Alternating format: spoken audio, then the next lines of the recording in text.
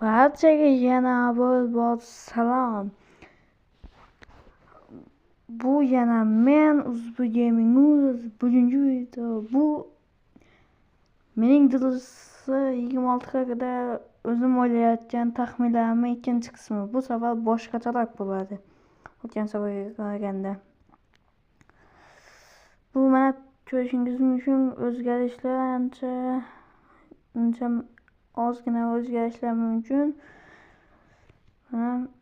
Tepagidagi Dreamliga Soccer 2025-yildagi holati ichki ko'rinishlar Dreamliga Soccer 2026da taxminiy ko'rinishi.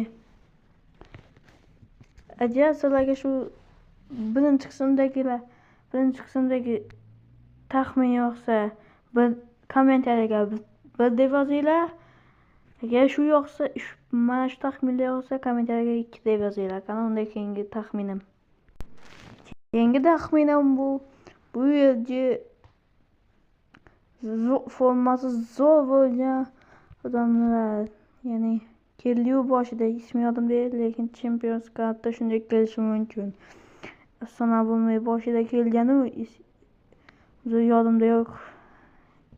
Yodimda qolmadi, eslolmadim. Mana shunday bo'lib kelishi mumkin. Mana taxmin bu do'stlar. 100 talik emas. 50 bo'lishi ham mumkin. Keyingi taxminim. Bu esa futbolchilarning kartochkalari shunday bo'lishi mumkin va umidlari ham reytinglari ham shunday bo'lishi mumkin deb o'ylayapman men. Asensio 82 bo'lishi mumkin. Agar 82 bo'lmasa 80 bo'lishi mumkin. Mana shunday bo'lishi mumkin. Kartochkalarga gap yo'q lekin do'stlar. Gaplar hozirgi manbalarga qaraganda 36da Ronaldoning Champions Cup 88 yoki o'zining kartasi 88 bo'ladi deyaptilar. Men bilmadim. Menga ham shunday bo'lsa zo'r edi lekin.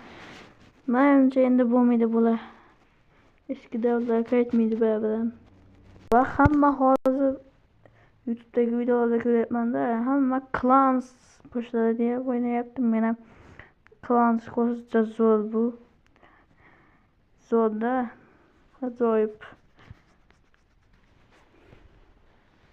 Eng intriga joyi 26da shunday klassik playerlar kirarmikan? Zidane, Ronaldo Nazario, Buffon va yana bitta Ronaldinho. Shunday odam klassik playerlar kelishi mumkin. Kelsa zo'r bo'ladi, juda. Unda barchangiz sizlarga bitta video ko'rsatmoqchi edim. Mana shu lahazada bitta video qilgandim, bitta jamoa qilib.